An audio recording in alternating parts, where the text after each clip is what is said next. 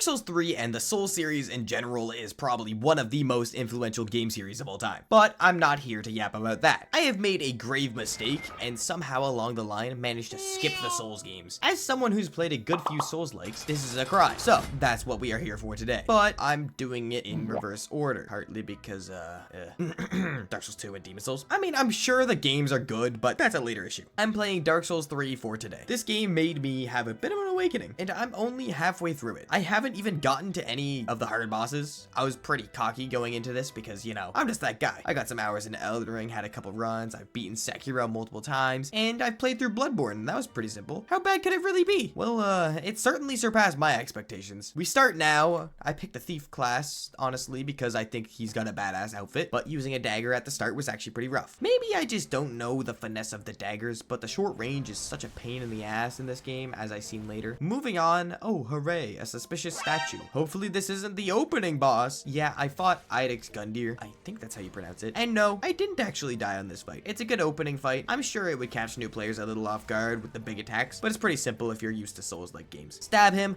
move on, time for the High Wall of Lothric. And now time to look around. This way? No, this way. I'm so lost. I don't know how I managed to get lost here. I think I might just be navigationally challenged, but I got super lost. This may or may not happen again, but with the help of my good friend, I found the big dragon and kept progressing. I found out that mimics are dangerous, 0 out of 10, would not recommend, and after running past a few bad guys and meeting a fine lady that I'm sure nothing bad happens to, we meet Vort, and this is it. It's the guy with the music. Vort kicked my ass like 3 times or so, but he wasn't a bad fight. He was pretty simple, but when I beat him, I managed to die at the same time. That's pretty cool, I guess. Time to run back to that bonfire. These weird flying guys responded to be my Ubers, and now we are off to, it seems like some sort of dead village area? Interesting. Well, let's just get past some of these enemies and meet up with my guy, Sigurd of Katarina, who helps me fight this little demon guy, and we move on with our day. Well, he goes to bed. Next boss we end up running into is the Curse-Rotted Greatwood, which is kind of mid, not gonna lie. Just gotta be patient, smack his nuts when you get the chance. All you really have to worry about is the enemies that spawn and some of his weird hitboxes. And now we are done that fight. After that, we find the beloved swamp, like in every other Souls game. Well, time to move on, I guess. Found some cool crab guys and a weird castle structure thing. Suppose that's probably where we go next. I'm gonna stop and mention really quick that the areas in this game actually look amazing. This game is 8 years old and the areas are still so good. They're immersive, they're nice to look at, they have good differences between all the subsections of the areas. It's so nice to see. This is exactly what I was looking for. All right, back to the actual game. And now we are at the Crystal Sage. All right, I died a bit more to this boss than I'd like to admit. I'm not good with multi-target bosses. I sure hope there's no more in the future. But the first couple times I fought this witch, I didn't know that you could kill the clones. My friends just kept saying, embrace purple, haha. So I never tried to fight the other ones and just kept blowing up to pick 5 of them at the same time. But after 8 attempts, some bad words, and a bit of perseverance, we make it through.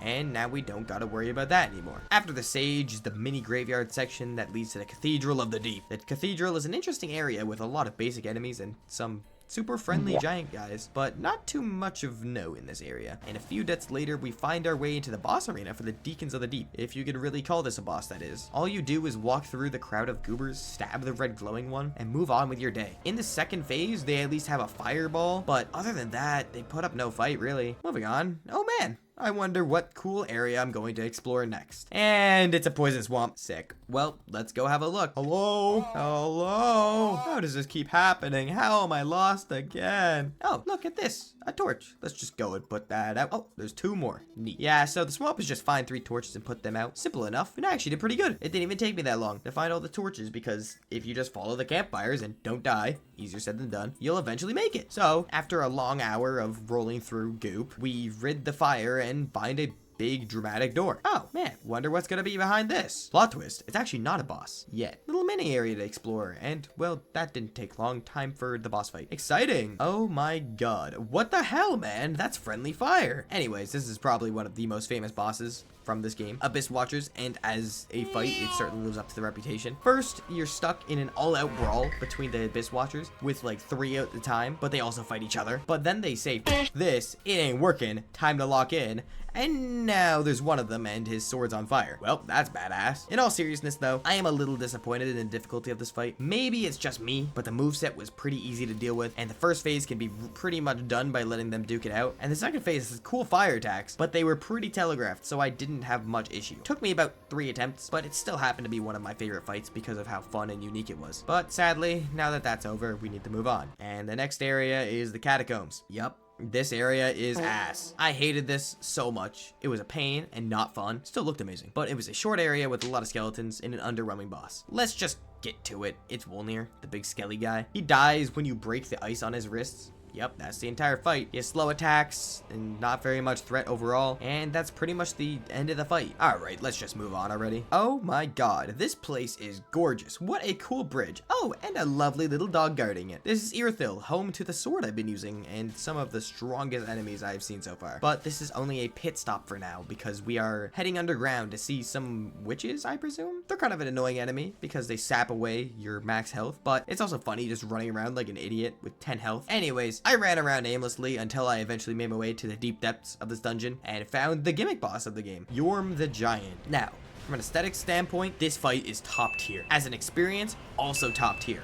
It's so cool, and I love Yorm's design and their arena's design, but since it's a gimmick fight, it falls short in the gameplay department. The Storm Ruler is simply too strong for this fight. You just charge it and swing it like 4 times and he's dead. I barely even seen the second phase. Sad to see because I didn't get to experience the full moveset, but it's still a great fight either way. Anyways, finally out of that place, and it's time to go get lost again. I mean, explore Irithyll. This is the most recent part of the game I've completed, so I haven't gotten completely through it, but the design of this area is absolutely phenomenal. I love the frozen kind of design, and the structure of the area is interesting with a bit of challenge. Die a lot more times, and I find my way to the first challenging boss, Pontiff Sullivan. It was quite the skill check for me, I won't lie. I got shit on quite a bit. But then I slowly figured out the parry windows and kept getting better and better at the fight. This is exactly what I was looking for. A simple progression that I could just beat my head against a wall until I get. Took me an easily double-digit attempt and made me learn an important mechanic in the game. And all that is without mentioning his cool design, the dual swords of fire and magic, one for slashes and another for thrust, the massive church for an arena, and the dramatic phase change to make you fight 2 of them at the same time now. This fight is without a doubt my favorite currently, and I hope there is just much more like it later in the game. Well, that's as far as I've gotten as of right now, but there's a lot I missed, so let's go revisit those real quick. There's a good couple of demons around, like I found this decaying demon on a random bridge. That was pretty cool. Oh my god, I broke his legs. Oh no! I'm so sorry! I'm so sorry! No! No! I'm sure they can be rebuilt. But it was a quick mini boss. Also, there was a secret boss that I found because of a friendly online invader. Shout out to that guy, even though I thought he was trying to murder me. But I didn't finish that fight yet, pretty much because I just forgot about it. I'll get it done soon. This game also has so many side quests you can do. I will be skipping them for now because I just want to do a simple run through the game without really changing much. Like, apparently the Sigurd, Onion Man, quest line is amazing, and he helps you in the Yorm fight. But I'm gonna do that on my next playthrough because there's no way I only play this game once. Now, I also gotta introduce some of the members of the Firelink Shrine, like everyone's beloved Firekeeper. She's a real one, always helps out. She's the one you go to when you want to level up and get stronger. Also, Andre, he's our favorite little blacksmith, always looking out for you. Pretty be careful. And the last guy I want to point out is Lilith. He's awesome. He may be a little old, but he helps you by letting you buy boss weapons, which are all super cool in this game. The NPCs are all pretty entertaining to talk to, and it's nice to see. So I just have to mention, the weapons in this game look so damn cool. I've only really used the dagger, the Irithyll straight sword, and the Abyss Watcher's weapon, but I've picked up a good few at this point, and the actual designs of these weapons is great. And the parrying with the bucklers actually feels pretty good to do, which is weird because to me it felt a bit clunky in Elden Ring. The armor sets as well are cool. I've been using the Thief set and the Fallen Knight set, but I looked through the list. This game's got great options that aren't all edgy. Another thing of interest is the enemies in this game. There are so many. It's absurd. The density of enemies in this game, even if you tried to run past, you just end up stuck. But I will say, it doesn't ultimately feel too unfair. Just a little annoying at times, and most of the enemies are unique, and a lot are grotesque with really interesting designs, so they get a pass for me. But that's all the small things I wanted to talk about. For now, Dark Souls 3 for sure sure holds up in 2024. This game is still incredible. Honestly, it's crazy that this game came out in 2016 and it's still 100 times better than a majority of the games being put out nowadays. It actually feels like a journey. I'm actually really excited to play the rest of this game, but that's gonna happen in video 2 because I am out of time for the day and this video is already extremely late. Whoops. Anyways, that's all for this video, so bye bye.